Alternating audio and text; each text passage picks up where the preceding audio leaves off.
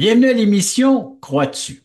Notre invitée d'aujourd'hui cherchait ardemment la vérité. Elle a osé crier à Dieu. Peu après, Dieu se révéla à elle ainsi qu'à son mari. En Dieu, elle a trouvé la vérité, la justice et bien plus encore. Allons rencontrer ensemble notre invitée d'aujourd'hui, Madame Claudine Fontaine. Claudine, bienvenue à l'émission Crois-tu? Bonjour, bonjour à vous. Bonjour. Alors, Euh, parlez-nous de votre enfance. T'es natif d'où?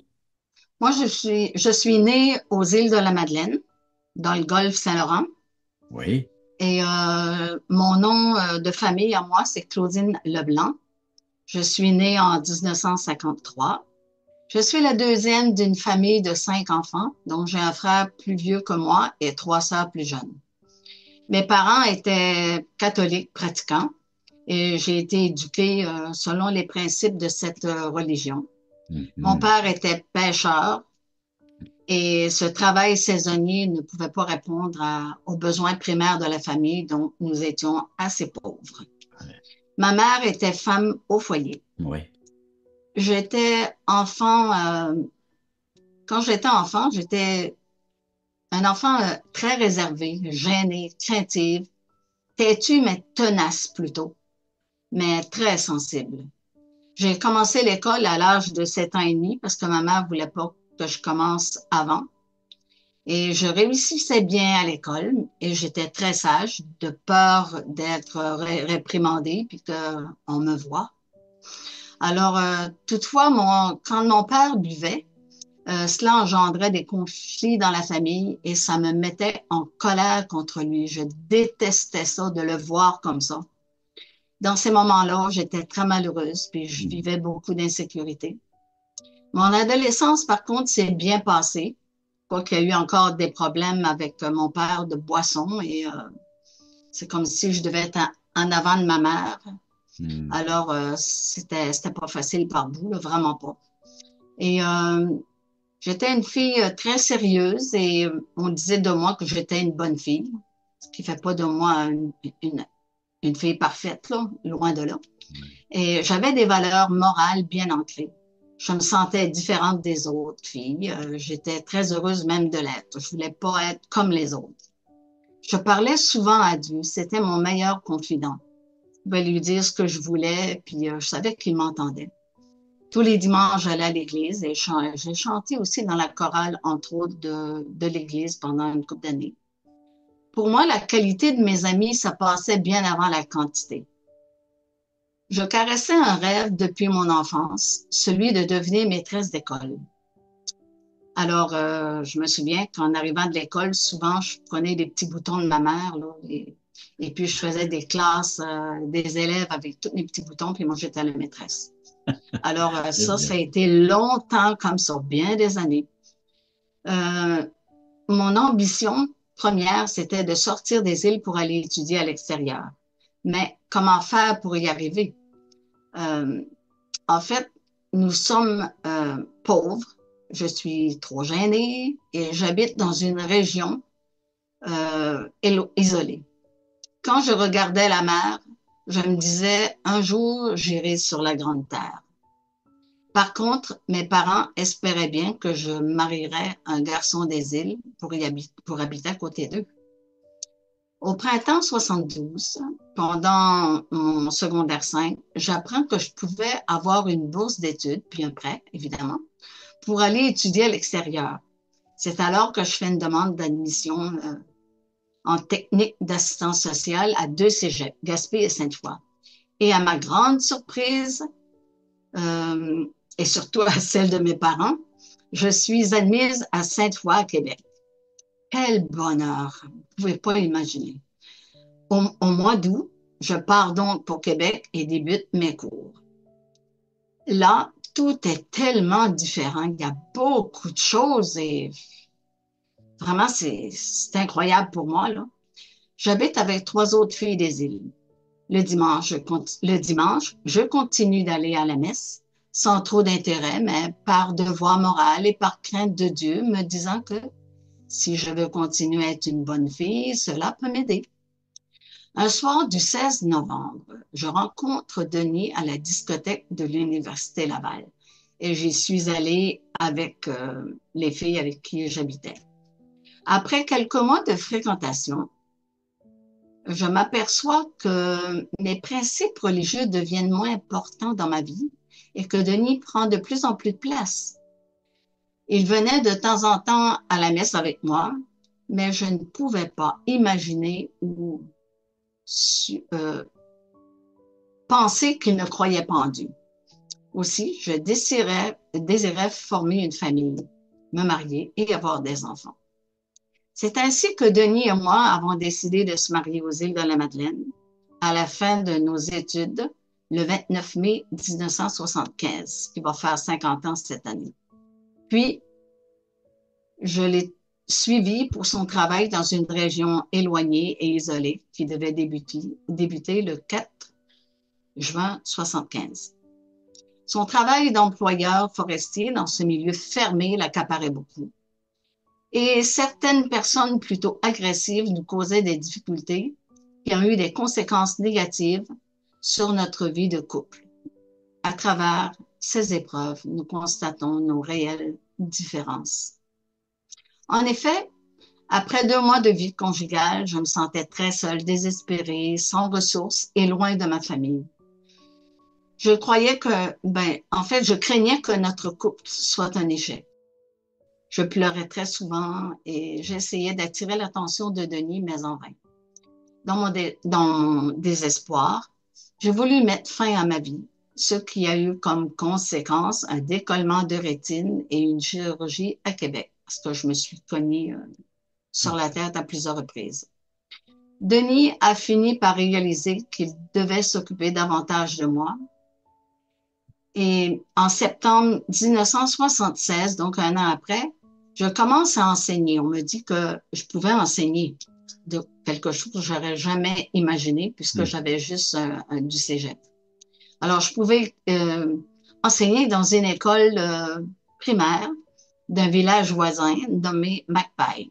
Ben, ma Enfin, je chère suis... Claudine, on va Oui, prendre une courte pause à ce moment-ci de ton parfait. témoignage. Alors, on constate que c'est une âme très attristée, très en peine, hein, Oui, mais qui réussit quand même à passer à travers les épreuves et puis à avoir un emploi et puis avoir une vision, un but pour la vie. Mais après la pause, j'aimerais qu'on puisse en entendre davantage au sujet de ta vie et comment tout cela va être résolu d'une façon certainement miraculeuse de la part de notre Dieu, puisque c'est le but de notre témoignage d'en arriver à la vérité de ce que Dieu peut accomplir dans une âme, et entre autres une âme en peine, après la oui, pause. Le voici, ce merveilleux cadeau. Nous vous offrons un livret d'environ 20 pages qui a comme titre Passeport pour le ciel. Très bien illustré. Un enfant le pourrait saisir, comprendre la portée du message. Nous vous l'offrons tout à fait gratuitement, sans aucun déplacement de votre part. Vous pouvez nous appeler, vous pouvez aller sur notre site croixtu.ca, faire des demandes, mais il sera livré à la maison, chez vous. Alors donc, juste en faire la demande, et il sera livré gratuitement à la grandeur du Québec, grandeur du Canada, à tous ceux qui voudront le recevoir, qui va vous expliquer comment avoir un passeport pour entrer au ciel. Et cela pour l'éternité. Claudine, la vie n'est pas facile, il y a des épreuves, mais tu réussis à trouver le courage pour avoir un emploi en tant qu'enseignante. oui, c'est ça. Donc, c'est des voisins, un monsieur et une madame avec qui on s'entendait très bien, euh, qui m'ont dit que je pouvais trouver un travail. Donc, j'ai appelé un endroit pour commission scolaire à Havre-Saint-Pierre. Et puis, ils m'ont dit qu'il y avait un poste à combler. Donc, c'était une quatrième et cinquième année dans la même classe. Et j'ai accepté tout de suite, là. Et j'ai vraiment beaucoup aimé mon contact avec les élèves et j'aime beaucoup les enfants d'ailleurs. Et ça m'a beaucoup aidé aussi à m'intégrer dans le milieu. Alors, après, je dirais 2, 3 semaines de travail, je deviens enceinte et l'accouchement est prévu pour 1977, au mois de juin. Alors, cependant, dès le printemps, nous songeons à quitter la région pour trouver un endroit plus approprié pour vivre parce que le milieu était un peu fermé et c'était pas facile, là, vraiment. C'est alors que Denis obtient un poste à Lebel-sur-Quévillon. Alors, on s'en va dans l'ouest Oui. et nous déménageons en Abitibi. Nous faisons rapidement des amis et nous trouvons la vie beaucoup plus agréable. J'accouche de ma fille Annie, de notre fille Annie, le Hmm. 22 juin. Et elle est très éveillée et elle prend beaucoup de notre temps. Enfin, la vie continue. Nous acquérons beaucoup de biens matériels et la famille a commencé. Là, j'obtiens un poste d'enseignante pour un an, puis je décide de rester à la maison pour élever mes enfants. Donc, j'ai enseigné encore une année là-bas, la 7e année. Malgré que tout semble bien aller, j'ai un vide en moi, comme une insatisfaction, quelque Hmm. chose que j'arrive pas à expliquer. Un jour d'automne 1978, j'accouche d'un enfant mort-né à 8 mois de grossesse. Alors, ça nous attriste beaucoup, Ouais. mais il faut passer au travers de ça. Hmm. Après cela, un témoin de Jéhovah, pas mal dans ces temps-là, passe pour nous offrir des études bibliques gratuites. Nous acceptons et débutons nos rencontres. Plusieurs dès lors nous visitent à tour de rôle et nous posons beaucoup de questions qui ne sont pas toujours répondues. Hmm. Je deviens de nouveau enceinte, et oui, encore une autre fois, en 79 et le 2 juin 1980, j'accouche de notre deuxième enfant, David, qui lui est très calme et dort beaucoup, enfin. Entre-temps, Denis obtient un transfert à Dolbeau, au Lac-Saint-Jean, et nous déménageons en août 80 au Lac-Saint-Jean. Nous continuons nos rencontres avec les TJ, les témoins de Jéhovah. Selon eux, Jésus n'est pas Dieu. Dieu doit être appelé Jéhovah, sinon il ne comprend pas. Hmm. Et quand on s'adresse à lui. En tout cas, les études ne se font plus vraiment dans la Bible, mais dans leurs petits livres et dans leurs revues, La Tour de Garde et Réveillez-vous. Et nous, ça a Hmm. commencé à nous énerver un peu. En 1882, je deviens encore enceinte. Je cherche de plus en plus la vérité. J'étais tourmentée par cette question. Qui a la vérité? Hmm. Ce qui m'amène en février 83 à crier à Dieu. Dieu, si tu existes, et je crois que tu existes, révèle-toi à moi. J'étais persuadée que ni le catholicisme, ni les témoins de Jéhovah détenaient la vérité.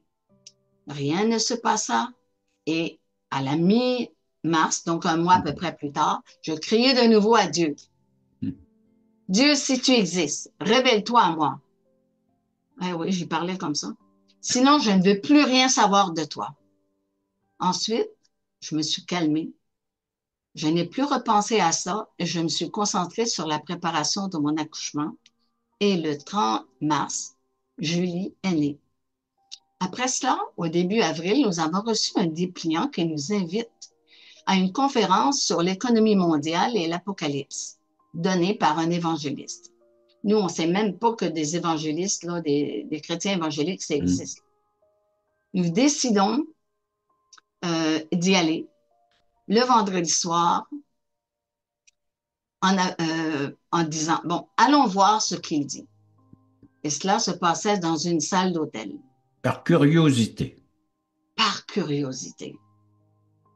La conférence, le conférencier invité qui parle avec sa Bible en main, il parle de la fin des temps et termine son message en nous disant que la Bible est la parole de Dieu et qu'elle affirme que tous les hommes sont nés pécheurs et perdus et que le châtiment qui nous attend, c'est l'enfer. Donc, la séparation d'avec Dieu pour l'éternité.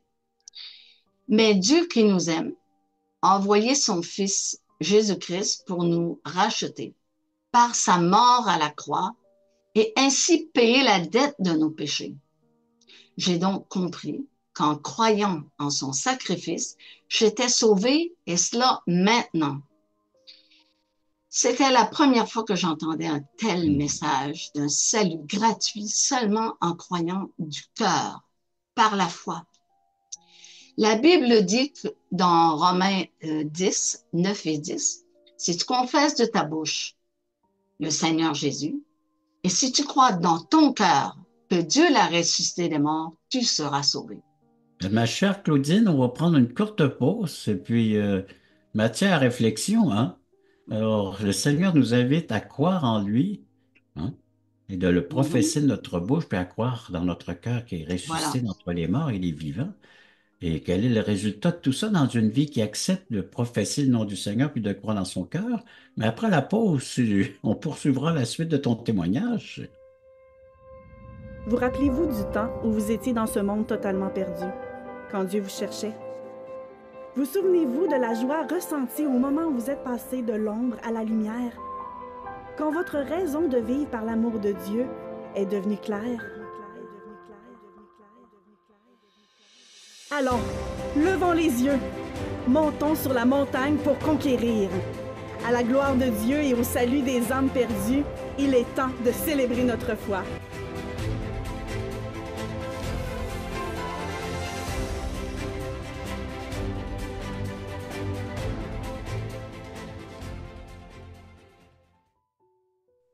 Claudine, vous assistez à une soirée, ton mari et toi, soirée évangélique où est-ce que le prédicateur, Bible en main, est en train de vous expliquer que l'être humain est un pécheur, a besoin d'un sauveur. Et les textes, la parole de Dieu vous insistent ou vous encouragent à mettre votre foi en Jésus-Christ. Oui, tout à fait. Il se passe quoi chez vous dans Alors, votre cœur? c'est ça. Donc, avec ce verset-là qu'il disait, car c'est en croyant du cœur qu'on parvient à la justice et c'est en confessant de la bouche qu'on parvient au salut. Alors, cette affirmation a attiré mon attention car Hmm, elle répondait à ce que je cherchais. En effet, je venais de saisir que Jésus-Christ m'a fait grâce hmm, en se sacrifiant lui-même, en subissant la croix à ma place, par hmm. amour pour moi, et que tout était accompli. Il n'y avait donc plus rien à faire pour obtenir ce salut. J'ai répondu à l'appel en croyant que Dieu utilisait cet homme pour répondre à ma recherche de vérité. En effet, je cherchais la vérité et je l'ai trouvée en la personne de Jésus-Christ. Et j'en étais convaincue. Hmm. À la fin de la réunion, des gens venaient nous trouver pour voir si on avait des questions. Et les réponses qu'ils nous donnaient étaient prises directement dans la Bible, pas dans des petits livrets. Ouais. Et cela, ça nous satisfaisait. Toutefois, après 3 ans et demi de rencontres avec les témoins de Jéhovah, j'en étais venue à croire que Jésus n'était pas Dieu. Hmm. Alors je leur dis, prouvez-moi que Jésus est réellement Dieu dans la Bible.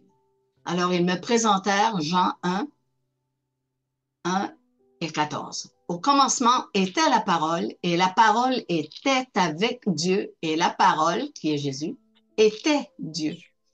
Et la parole a été faite chair, et elle a habité parmi nous, pleine de grâce et de vérité. C'est Jésus, ça.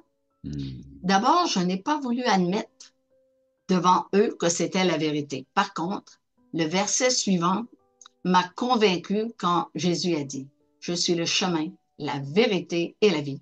Nul ne vient au Père que par moi. Hmm. Le lendemain, Denis et moi réfléchissions beaucoup sur tout ce que nous avions entendu la veille. Plusieurs choses nous traversaient l'esprit et après réflexion, nous avons décidé d'y retourner les samedis et dimanches soirs.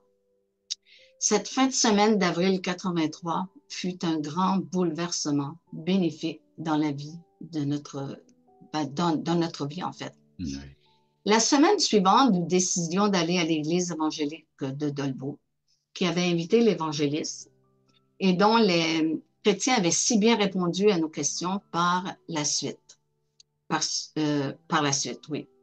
Suite à ma conversion, je ne voyais plus les choses de la même façon. J'ai réalisé que Dieu avait répondu à mon cri et s'était révélé en moi. J'avais une paix que personne ne pouvait m'enlever. J'aimais lire la Bible et je la comprenais de plus en plus. J'essayais d'obéir à ce que je lisais et je remarquais des transformations en moi. Le Saint-Esprit était à l'œuvre dans ma vie. À ce moment-là, je ne savais pas exactement qu'est-ce qui se passait, là, mais j'ai vu par après. Par exemple, en lisant 1 Jean 5:20 qui dit, nous savons aussi que le Fils de Dieu est venu et qu'il nous a donné l'intelligence pour connaître le véritable, et nous sommes dans le véritable en son Fils Jésus-Christ. C'est lui qui est le Dieu véritable et la vie éternelle. Convaincu, j'étais convaincue.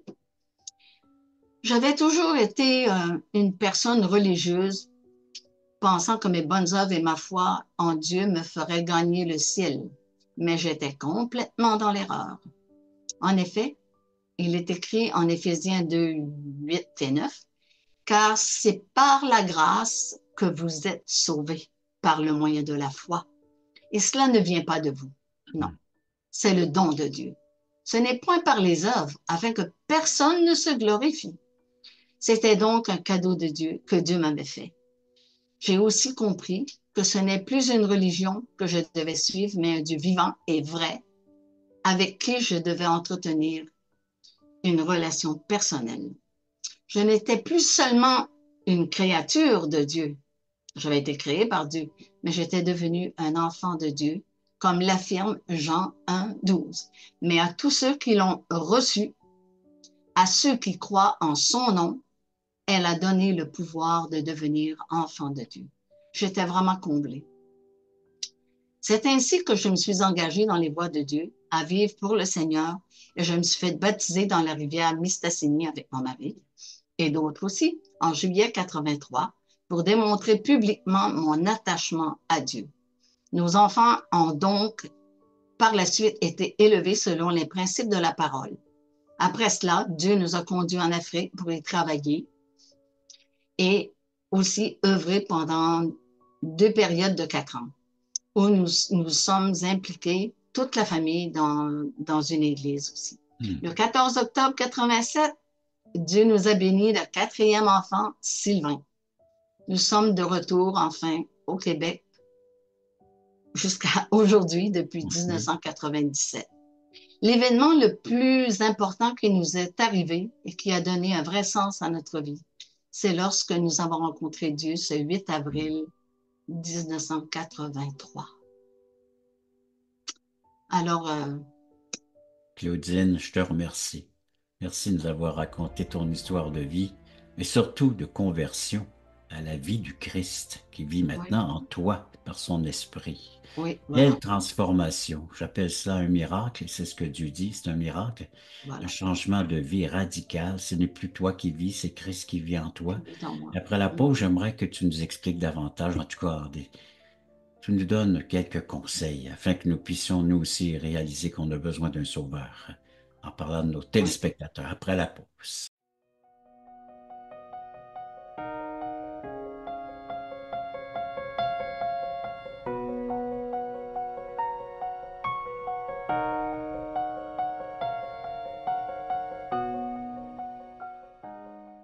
Le samedi 11h30, Crois-tu vous invite à regarder les témoignages vivants et percutants qui nous ramènent à l'essentiel. Nos invités vous dévoileront comment le Seigneur est entré dans leur vie. Claudine, il y a des gens qui sont à l'écoute de ton témoignage et puis peut-être se posent la question, est-ce pour moi aussi? Est-ce que je peux bénéficier de la grâce de Dieu pour ma vie? Oh oui, tout à fait. Parce que Dieu aime sa créature. Il n'aime pas le péché, mais il aime tous ceux qu'il a créés. Alors, Dieu a un plan pour votre vie. Et c'est par Jésus-Christ, son Fils, Jésus, oui, Jésus-Christ qu'on dit, que tout se fait.